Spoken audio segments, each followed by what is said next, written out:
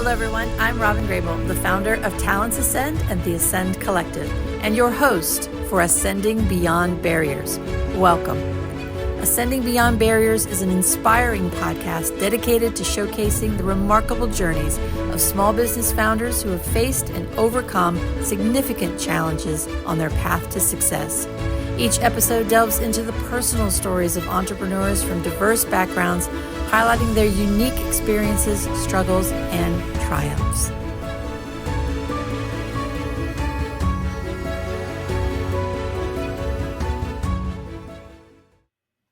Hello, everyone, and welcome. Today, our guest is Arianne Foulks. She's a founder and speaker and Shopify partner with a passion for building impactful retail businesses. As a founder of Aeolidia, a renowned web design and development agency, Arianne has spent 20 years crafting exceptional online shops for artists and designers. Her work has supported iconic brands like Rifle Paper Company, Lisa Congdon, and Burt's Bees Baby, and she shared her expertise on stages for Goldman Sachs, Shopify, and more. Welcome, Arianne. Nice to see you. Nice to have you on. I'm so excited. I want to hear about this. 20 years you've had your business. There's a lot of story there, but let's start with the name, because when we were off camera, I had to learn how to pronounce it, so thank you for that. But we want to know what it means. What does Aeolidia mean? Well, thank you for having me, Robyn. I could talk shop all day long, so I'm excited to be here. The business name came about sort of on accident. I did not plan to be a web designer. In fact, I went to college for marine biology in Santa Cruz, California. Nice. The internet was pretty new back then. It was 1996. I was searching for my email username and somebody already had my name somehow, which I found shocking. And I just I was testing different things and I put in the scientific name of my favorite sea slug and that one was available. So that sort of became my internet handle in the late 90s. And as I started getting into web design and developing my business, it just sort of seemed natural to keep using it. Of course, it's a little difficult to spell and pronounce. So maybe do as I say and not as I do when naming a business and make it a little more practical. I was just thinking, is that what your advice would be to entrepreneurs who are thinking about naming their business? They always say, don't name it your name. Like it shouldn't be Robyn Grable Talents, whatever. It should be because you may ultimately leave the business. So there is some science behind what you name a business. Would that be your recommendation for entrepreneurs? I would recommend thinking about it a bit more and maybe thinking big for your business, because if you're just a freelancer or starting small, you're not imagining having a whole team. We worked with a client once whose business was named after herself, but then it was very weird for her when she had members of her team answering the phone with her name. Right? So something to think about.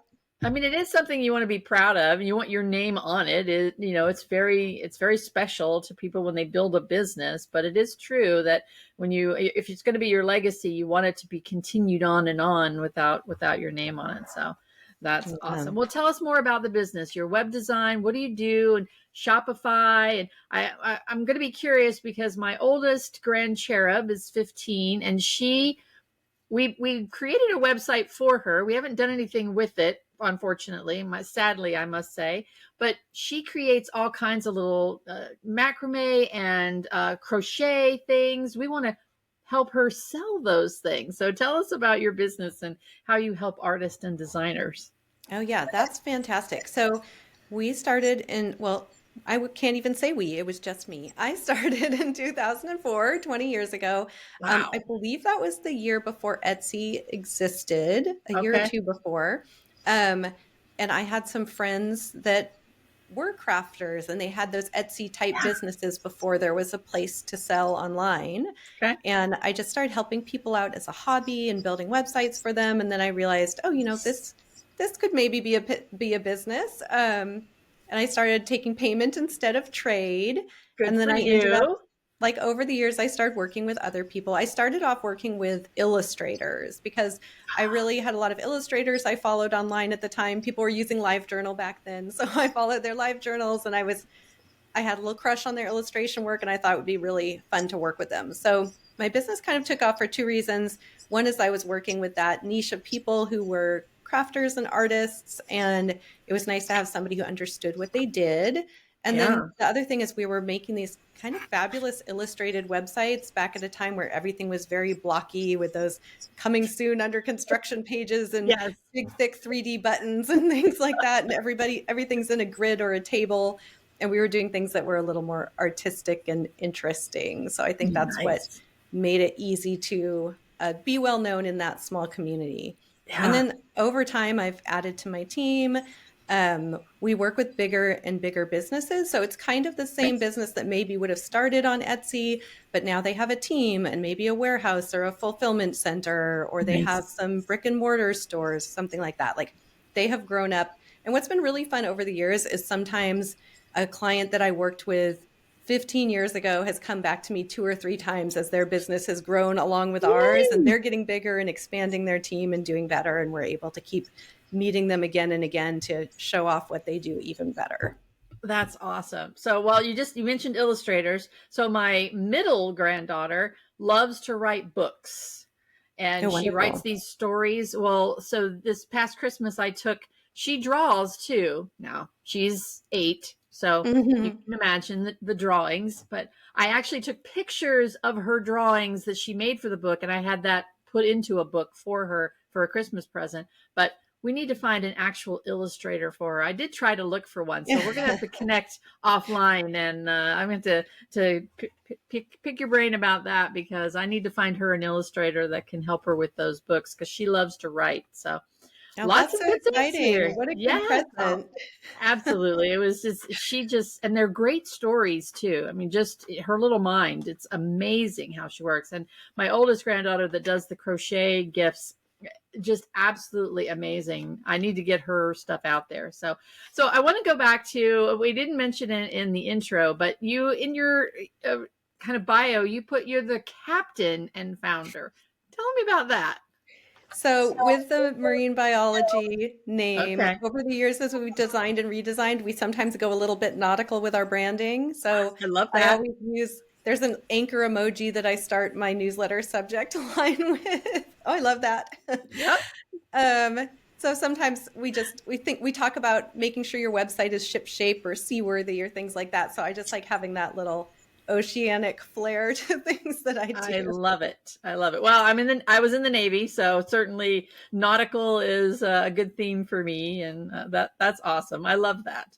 It's It's a very nice creative. reminder too. Like thinking of Yeah, captaining a ship, just saying you're the CEO, that sounds kind of stuffy and not like you it care about the does. team or you're trying to like chart a course. I just It like all the does. visual imagery I get when I think of being the captain of our ship. I love that, because I found myself doing the same thing. I will just say that I'm the founder of Talents Hmm. Ascend, because I don't like the word CEO. It does sound Yeah. stuffy and, yeah, not very creative. And so I love that. Very People aren't cool. very happy with CEOs nowadays either because they immediately think of the billionaires. Yes, absolutely. And we work with small businesses too. So being in that small business community, most small business owners don't necessarily call themselves the CEO. They do say Hmm. they're the founder or the business owner or that kind of thing. So I love that though. It's two dual meanings for me. So, well, Goldman Sachs, let's talk about that. You went through the program in 2019. I graduated from it last year, so 2024. So tell us about your experience there, and what did that do for your business, and how did that help you evolve? That was 5 years ago. So you were about 15 years into it at that point, right? Yeah. My cohort graduated the year before everything locked down with the Yes. pandemic. So I had a good chance to do in person before Oh, they had to good. kind of make it virtual for a while. So that Yes. was nice. The program has been great for me. And I think the most surprising and fantastic thing about it is they told us when we started that the growth group that they assigned us to was going to become like family to us. And I Okay. rolled my eyes. I didn't think that was going to happen. Right. So I met my group as like a little reserved at first, but then we ended up in the hallway at Babson College at 2 a.m. just talking about everything. We all do Wow. completely different things for our businesses. We have somebody who Yep. does HVAC for casinos in Las Vegas. We have somebody with a Nice. transport company, someone who does civil engineering. I never thought they'd be able to give me advice on my business, but they absolutely can from a new and interesting perspective. And we gosh, it's been since 2019, and we still get on our monthly Zoom call, and we start taking family Ooh, vacations together. So we'll pick a place wow. every year. So we were in the national cohort, so we're all over the place. Sure. Last year we met in Hawaii, which is where one of us lives, and it was my Nice. kids' spring break, so we had a family vacation with them. We call ourselves the Breakfast Club. I love that. This year we're meeting Colorado where another person lives. We're going to go to Vail and go skiing. So it's really nice Wow. to have that support and that kind of Yeah. business family. And then I've also Wow. found the events that Goldman Sachs puts on pretty Yeah. remarkable. I went to Really that cool. one summit that they did since I graduated, and that was fantastic. Just how organized it was, and who Yeah. the speakers were, and all the chances there were for networking. Yeah. So I think the Yeah. community has been the best part of that for my business. Yeah, absolutely. That's great. Well, I'm kind of jealous because we do a monthly call with my cohort that I was involved in, but we've not done family vacations yet. I'd have to talk to them about that. That's You interesting. But might it want to is, plant a little seed there. yeah, it is a really great community, and I enjoyed my time with them too. And it taken me about 3 years to get into it, as I had Ashante Pompey had done a LinkedIn promotion about something, and I reached out to her and started building a relationship with Goldman Sachs, and finally got to be part of the program. So it was very, very cool. Now, you also said in the intro it was about sharing your expertise on stages for Goldman Sachs. Is that a different project, or was that part of the cohort? Oh yeah, so 10KSB is doing a lot of online talks in the last couple years, and so I've Sure. done a webinar for them, and I've Oh, recently nice. become one of their alumni ambassadors. So we're working on Excellent. ways to continue bringing people together and figure Yeah. out great events that everybody can attend, whether online or in person. Yep, wonderful. I am also an alumni ambassador, so I really Oh, believe in the wonderful. program. So yeah, it's just really great bringing people together. So, and I actually there was a lady here in Greenville that I met at the airport when we were going to our graduation. She was not in my, she was in the cohort, but not in my section.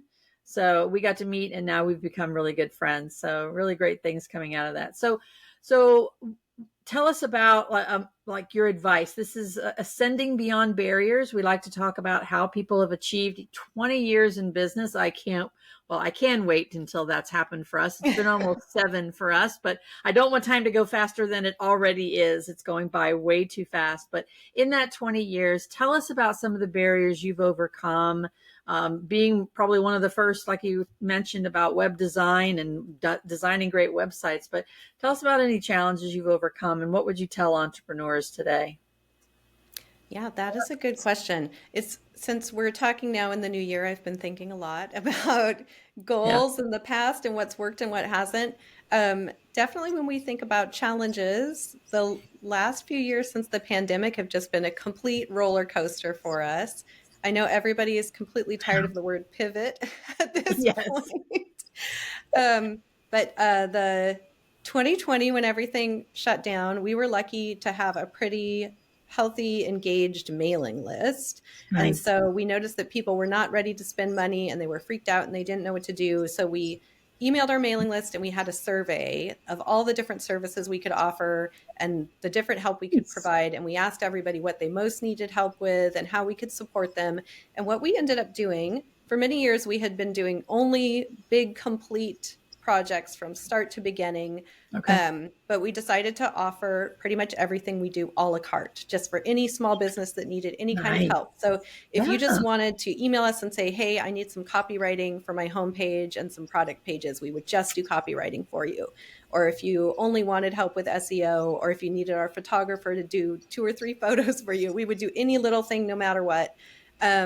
And that kept us alive in 2020 as a business. No However, doubt. we worked with 160 clients that year, which is way more Wow. than we normally do. I think 36 was the number we felt comfortable with. So Oh we my had God. 160 clients with all these tiny little projects, and that's like a lot of Okay. onboarding and setup and close out. And our project management team got completely burnt out by the end of that No year doubt. and they quit. Oh And I had to no. start over. So my director of operations and I both went back and became project managers. Both both of us had been project managers for the business in the past, but many years ago. And for me, I hadn't done anything like that in a long time. And we just rolled our sleeves up, We threw out the project management software that our old team had come up with because we didn't like it at all. We got new software. We took all of our processes and imported them and improved them and adjusted timelines. And I spent 8 months working directly with our clients and just kind of resetting absolutely everything that we did, which Wow. was sort of fun, but completely draining. So Yeah. 2020 and 2021 were both pretty wild years for us. Oh my gosh. Well, there's a lot to unpack there. There's a lot of lessons in there. So, but so I think one of the things I would say is the pivoting. Yes, when you find yourself, we've done it. I mean, we started out our business where employers would go into the platform and they would do the work of putting in their jobs, reviewing their matches, talking to candidates. We quickly found that even though it was easy to use, they still didn't have the time to do it. So we created a concierge service where we're doing all of that for them now. But so you have to pivot. You have to see where your business needs to grow, where you have to bring in revenue. But the flip side of that is you go a little overboard and talk about captaining your ship. You went from 36 to 160 clients. I can see where the burnout would definitely happen in that. So definitely a lesson learned in there that pivoting is good because you've got to be able to bring the money in. Think about companies like Kodak who didn't adapt to digital, photography and didn't pivot. But then you can't go too far to the other side of Mhm. creating too much work and really straying from your core there. So, well, good for Yeah. you. If we'd insisted on only doing $50,000 projects that took 6 months to do that year, I think I'd be out of business right now. Sure. Since some Yeah, people were flexible during that time and some weren't. And I saw some businesses that tried to stick to business as normal that did not make it through the pandemic. So it's just like definitely. making that choice. We can go back to our analogy, like about steering around the icebergs and Yes. whatever. Absolutely. No, it's important. And, speaking of icebergs, what you see on the surface is only a very small percentage of what lies underneath the surface of those icebergs. So, yeah, great point. So, wow. So share a time when, you've had a really great success story with one of your clients and it really just made your day, made your year. Give us a great success story. Oh, that's a good question. So sometimes it's funny to end up solving a problem that you weren't hired to do. So once we had a jewelry company come to us, and the jewelry designer had these custom charm bracelets that you could build on her website. Oh, And you could nice. pick from so many options. You could decide how many charms you wanted, what should be on each charm. You could pick birthstones, colors, Wow. fonts, all kinds of things. And she was very excited about this. And as we were building her site, I wanted to talk to her about all those options. And I Yeah. asked her if she had heard about the jam study in the grocery store where they had Yeah. samples of, I don't know, 3 or 4 jams, and then they try to get on a different day with 12 or 20 jams or something like that. And they found that the less variety you offer to a customer, the more they are likely to buy. So Yeah. I I sent her was that already study. overwhelmed just hearing you talk about it, I let know, alone. yes, it's overwhelming. I sent her that study. She was fascinated by it. I told her, you're the designer, so to you, you want to be able to make all these choices. But your Yeah. customers, they trust you to make the choices, and they're not designers, and they want your help. And she goes, you know Yeah. what? That's true. When you Yeah. look at the orders that I get, people often pick what's in the photo, like the example. Mhm. I was like, yeah, because they know that you chose it and it looks good. Yep. But she still really wanted people to be able to customize. So we said, what if you take away most of the options, but you put a little link there for those few people that want to customize? It says, email me if you want a completely custom bracelet. And then that Yeah. that satisfied her, so she could go ahead and cut down on those options. And as soon as she cut the options down on her site, her sales started going crazy, No and she doubt. started advertising more on Pinterest and social media. And it was really this point in her business where she became much more successful, just about something she hadn't really thought about. Because from her point of view, it was obvious you would want to have all those choices. But sometimes you have to think Yep. about your business from an outside perspective and your customer's point of view. Absolutely. That's I just was listening to a marketing class the other day and that's exactly what they said. You have to listen to your customers. What do your clients really need? And there's so many different ways people visualize things and think about things, and you're right. Some people just want, "Oh, I want what's in the picture. That looks great. Give me that." But then, somebody like me is like, I want a little customization, but I don't want to have to stare at, 50 different choices. I need it in sections. So that Yeah. is really, really, really great advice. And listening to and again, we did the same thing. It was what was happening with our clients when they used the platform, when they were saying it wasn't working because they were getting matches, but then they would have to do the work of reaching out to candidates, and it was time consuming, and we still weren't saving them time. What did they really need from us? They needed the quality talent. They needed to do it timely and efficiently. So we had to think about that as well. So wow, great stuff. Mm-hmm. So what would be your best advice for somebody starting out as an artisan? That's a pretty tough, it can be a tough, trying to get your business going, trying to attract the right clients that you want. And I think, you see in the movies all the time, people say, don't become a musician, don't become an artist, because you'll never make any money. What would your advice be to somebody who's thinking about, or my 15-year-old granddaughter who wants to sell her things online? What would your advice be for them?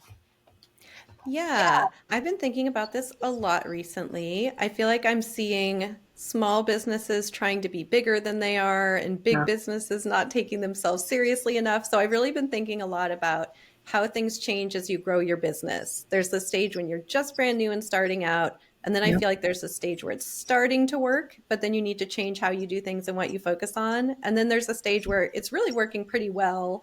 And again, you can't keep operating the way you used to. You have to kind of move to a new level.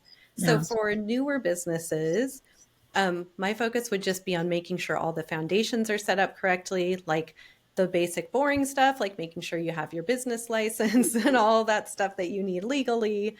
But then also making sure that you have a good brand. When a business is new, sometimes they want to jump into making a beautiful website.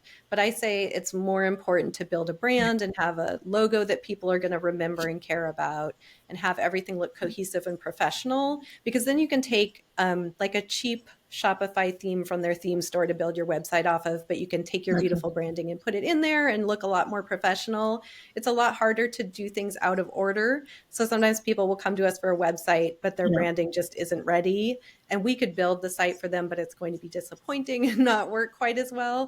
So Yep. it's really just thinking about which things are foundational to start off with, and then feel okay not having the perfect website, for example, Sure. and instead build traffic to that site. So another thing I see people asking me about a lot is they want to know about website optimization, or Yes. should they be looking at such and such stats, or should they do heat mapping or A/B testing? And then I'll look at their stats and they're only getting a few hundred visitors a month. And so all that stuff's nice once you're getting a lot of traffic, but before you're getting a lot of traffic or have a good customer base, really the only thing you should be doing is getting word out about your business, making sure the website isn't broken. And then once you've got a solid customer base and traffic is coming in, then you can think about optimizing.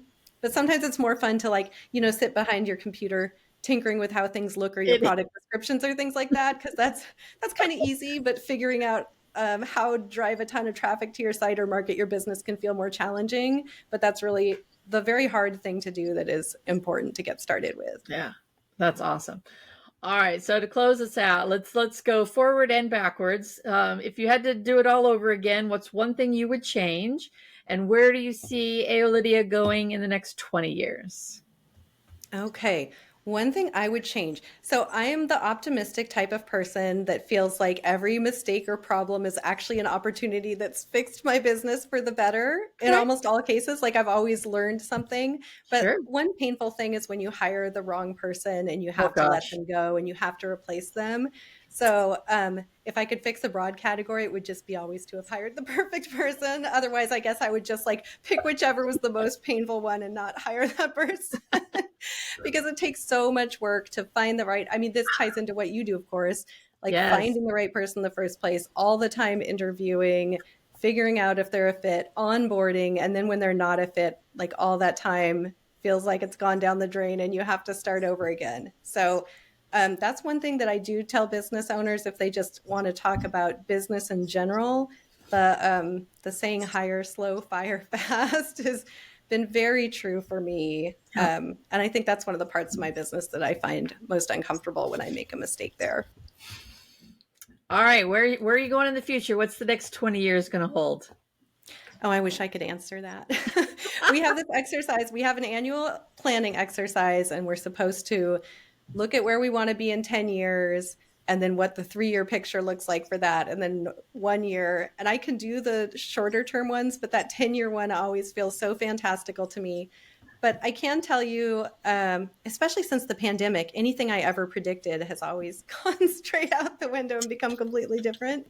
But I will tell you what I am thinking about for next year, um, which is I noticed I was trying a lot of new things for marketing and throwing some spaghetti at the wall and kind of spreading myself thin. So my plan for 2025 is just to simplify and take the things that I know that work and Yeah. double down on them instead of trying a million different things. And related to what you said about the different phases of business, when you're new, sometimes it makes sense to try a whole bunch of things because then you'll know which ones to pursue. But when you've been around for 20 years, you probably have a pretty good idea of what works and is driving the most business for you. And instead of like running all around doing a million things, you could just focus really closely on those things and let the rest kind of go. Love that. All right, mic drop. That is good. That's a great way to close us out. Arianne, thank you so much for being here. So great to meet you, and virtually, but kind of in person. We're kindred sisters in Goldman Sachs program, but so great to meet you. Thank you for all you're doing, and good luck for the new year. Yeah, likewise, Robyn. I could chat with you about business all day long.